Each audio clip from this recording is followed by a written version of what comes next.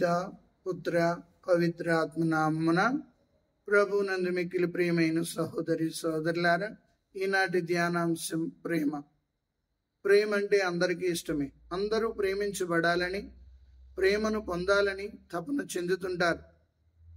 అందుకే యోహాను శుభవార్త 3:16 దేవుడు లోకమును ఎంతో ప్రేమించి తన ఏకైక కుమారుని పంపించెను.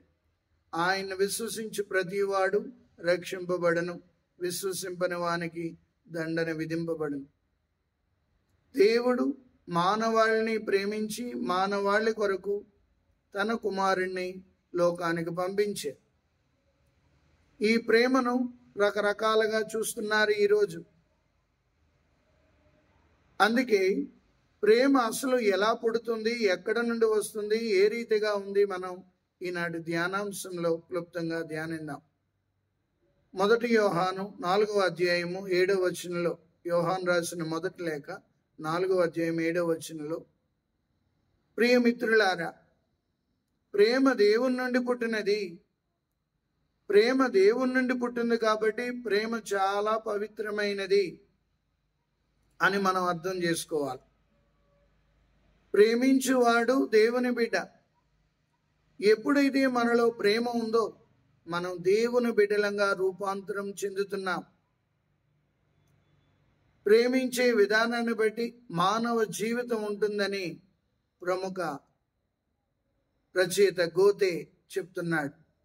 ఈరోజు ప్రేమ దేవుని నుండి పుట్టినదని చూస్తున్నాం.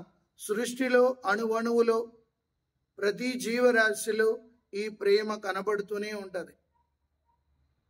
ఆ ప్రేమను మనం ఏ రీతిగా తీసుకోగలుగుతున్నాం, ఆ ప్రేమను మనం ఏ రీతిగా ఇతరులకు పంచడానికి ఇష్టపడగలుగుతున్నాం. ప్రేమించువాడు దేవుని బిడ్డ, ప్రేమించువాడు దేవుని ఎరిగినవాడు. కుటుంబంలో ప్రేమ కావాలి, సంఘంలో ప్రేమ కావాలి, వ్యక్తిగత జీవితాలలో ప్రేమ కావాలి. ప్రేమ లేకుండా మనం ఫలించలేము. ఆ ప్రేమను పొందడానికే అనుదినము కూడా మనం కృషి చేస్తుంటాం. ఎవరైనా మనల్ని ప్రేమించినట్లయితే వాళ్లతో ఎక్కువసేపు సమయాన్ని గడుపుతుంటాం. మరి దేవుడు మనల్ని ప్రేమతో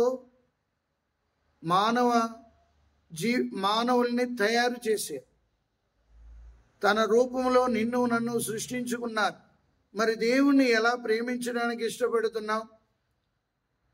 దేవుని ప్రేమను మనం ఎలా అర్థం చేసుకోవడానికి ఇష్టపడుతున్నాం? కుటుంబాల్లో చెప్తారు, ఈ మధ్యలో నువ్వు నన్ను ప్రేమించడం మానేసేవని భార్య అన్నప్పుడు ఆ భర్తకు బాధ కలుగుతుండదు. పని బిజీలోనో ఉద్యోగంలోనో ఉంటూ కొన్నిసార్లు ఆ ప్రేమను ఇవ్వలేకపోతుంటాడు. అంటే నేను ప్రేమిస్తున్నాను కదా అన్న ధ్యాసతోనే వెళ్ళిపోతుంటాడు. ప్రేమించేవాడు దేవుని బిడ్డగా తయారవుతున్నాడు.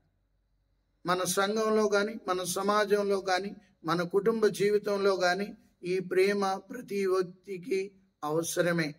చంటిబిడ్డ ఏడుస్తుంటాడు. ఎప్పుడైతే తల్లి దగ్గరికి తీసుకొని హత్తుకుంటాదో ఆ ప్రేమను చవి చూస్తుంటాడు, ఏడుపు ఆపేస్తుంటాడు. అలాగే యవ్వన ప్రాయంలో ఉన్న బిడ్డలు కూడా ప్రేమ కోసం వెతుకుతుంటారు.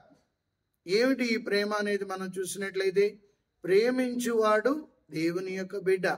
అంటే మనం ఈ ప్రేమను ఏ రీతిగా అర్థం చేసుకోవడానికి ఇష్టపడుతున్నాం? కాబట్టి ఆ దేవుని యొక్క ప్రేమ నీలో నింపబడినప్పుడు నీవు ఇతరులను ప్రేమించడం మొదలెడతావు. దేవుని యొక్క ప్రేమ నీలో నింపబడినప్పుడు నీవు ఇతరులను అర్థం చేసుకోవడం మొదలెడతావు. ప్రేమ కలిగిన వాడు అర్థం చేసుకుంటాడు, ప్రేమ కలిగిన వాడు క్షమించగలుగుతుంటాడు, ప్రేమ కలిగిన వాడు ఓర్పును చూపించగలుగుతుంటాడు. ఈరోజు ప్రేమ లేకే ఇసురులు, ఒకరి మీద ఒకరికి అసూయ, ద్వేషం ఇవన్నీ పెరిగిపోతున్నాయి. ప్రతిరోజు మనం క్రీస్తుని ప్రేమను ధ్యానించగలుగుతున్నామా? ఆ క్రీస్తు ప్రేమను అర్థం చేసుకోవడానికి ప్రయత్నించగలుగుతున్నామా? దేవుడు తన సొంత కుమారుని మానవాళి మీద ఉన్న ప్రేమతో ఆయన సొంత కుమారుని పంపించారు. కాబట్టి ఆయన ప్రేమను మనం ఏ రీతిగా అర్థం చేసుకొని ఆ ప్రభుని ప్రేమించడానికి ఇష్టపడుతున్నాము ఒక్కసారి ఆత్మ పరిశీలన చేసుకోవాలి. ఆ ప్రేమ లోకాన్ని ప్రేమించిన దేవుడు లోకంని ఎంతో ప్రేమించి తన ఏకైక కుమారుని పంపించిన ఆ ప్రేమ మానవాళి కోసం క్రీస్తు ప్రభు రూపంలో మనకి ప్రసాదించబడ్డది. మనం దివ్య ప్రసాదంలోకి ఉన్నప్పుడు కానీ, మనం ఆదివారం ఆరాధనలోకి వెళ్తున్నప్పుడు కానీ ఆ క్రీస్తుని ప్రేమను ఎలా అర్థం చేసుకోవడానికి మనం సిద్ధంగా ఉంటున్నాము ఆలోచించాలి ఒకసారి. ప్రేమించువాడు దేవుని బిడ్డగా మారుతున్నాడు.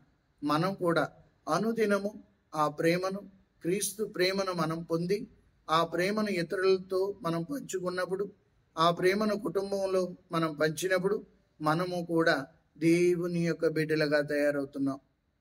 దాని కొరకే ప్రతిరోజు మనం సిద్ధపడాలి. ప్రేమే జగతికి మూలం, ప్రేమే దైవ స్వరూపం, ఆ ప్రేమే మోక్ష మార్గం. కాబట్టి ఆ ప్రేమను మనం అనుదినము ప్రేమిస్తూ, క్రీస్తు ప్రేమను మనం ఆస్వాదిస్తూ ఆ ప్రేమను ఇతరులకు పంచడానికి సిద్ధపడదాం.